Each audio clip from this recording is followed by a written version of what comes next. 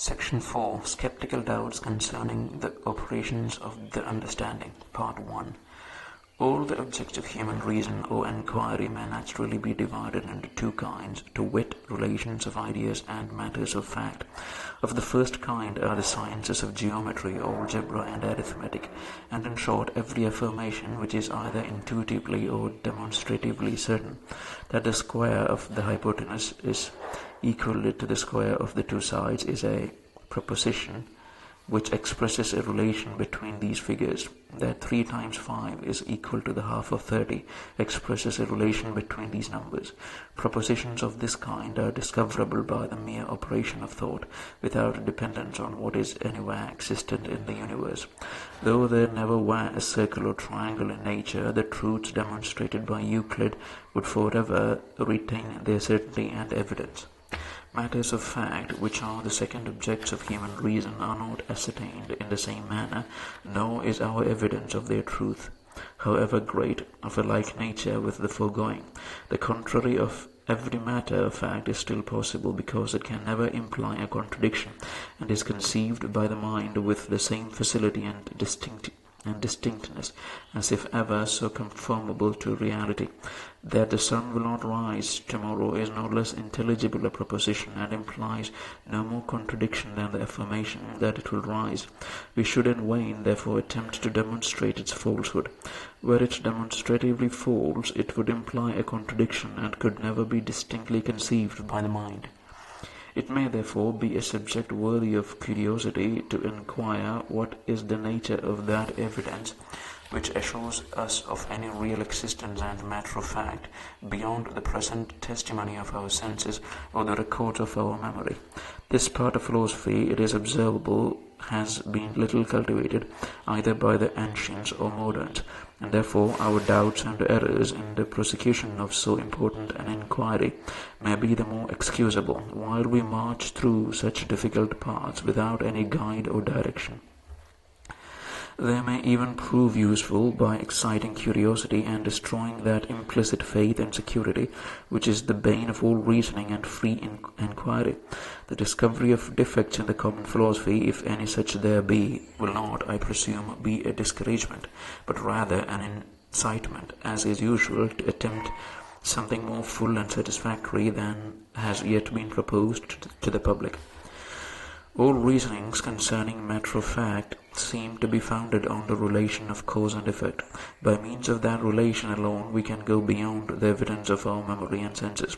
If you were to ask a man why he believes any matter of fact which is absent, for instance that his friend is in the country or in France, he would give you a reason, and this reason would be some other fact, as a letter received from him, or the knowledge of his former resolutions and promises. A man finding a watch or any other machine in a desert island would conclude that there had once been men in that island. All our reasonings concerning fact are of the same nature, and here it is constantly supposed that there is a connection between the present fact and that which is inferred from it. Were there nothing to bind them together, the inference would be entirely precarious. The hearing of an articulate voice and rational discourse in the dark assures us of the presence of some person. Why? Because these are the effects of the human make and fabric, and closely connected with it. If we anatomize all the other reasonings of this nature, we shall find that they are founded on the relation of cause and effect, and that this relation is either near or remote, direct or collateral. Heat and light are collateral effects of fire, and the one effect may justly be inferred from the other. If we would satisfy ourselves, therefore, concerning the nature of that evidence which assures us of matters of fact, we must inquire how we arrive at the knowledge of cause and effect.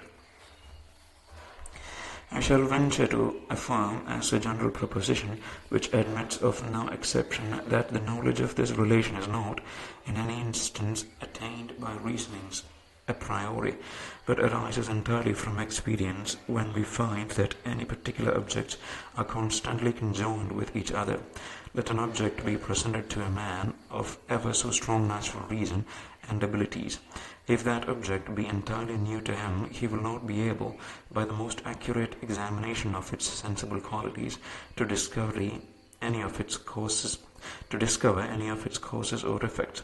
Adam, though his rational faculties be supposed at the very first entirely perfect, could not have inferred from the fluidity and transparency of water that it would suffocate him, or from the light and warmth of fire that it would consume him.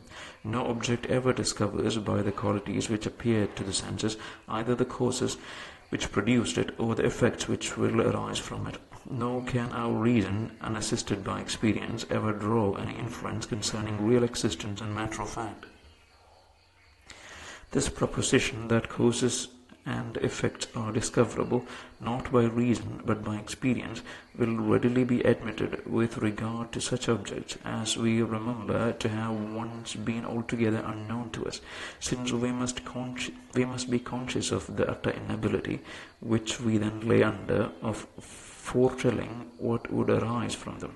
Present two smooth pieces of marble to a man who has no tincture of natural philosophy, he will never discover that they will adhere together in such a manner as to require great force to separate them in a direct line, while they make so small a resistance to a lateral pressure. Such events as bear little analogy to the common cause of nature are also readily confessed to be known only by experience. Nor does any man imagine that the explosion of gunpowder or the attraction of a lodestone could ever be discovered by arguments a priori. In this manner, when an effect is supposed to depend upon an intricate machinery or secret structure of parts, we make no difficulty in attributing all our knowledge of it to experience. Who will assert that he can give the ultimate reason why milk or bread is proper nourishment for a man, not for a lion or a tiger? But the same truth may not appear at first sight to have the same evidence with regard to events which have become familiar to us from our first appearance in the world, which bear a close analogy to the whole course of nature, and which are supposed to depend on the simple qualities of objects, without any secret structure of parts. We are apt to imagine that we could discover these effects by the mere operation of our reason, without experience. We fancy that were we brought on a sudden into this world, we could at first have inferred that one billiard ball would communicate motion to another upon impulse, that we needed not to have waited for the event in order to pronounce with certainty concerning it. Such is the influence of custom that, where it is strongest, it not only covers our natural ignorance, but even conceals itself, and seems not to take place merely because it is found in the highest degree, but to convince us that all the laws of nature and all the operations of bodies without exception are known only by experience. The following reflections may perhaps suffice.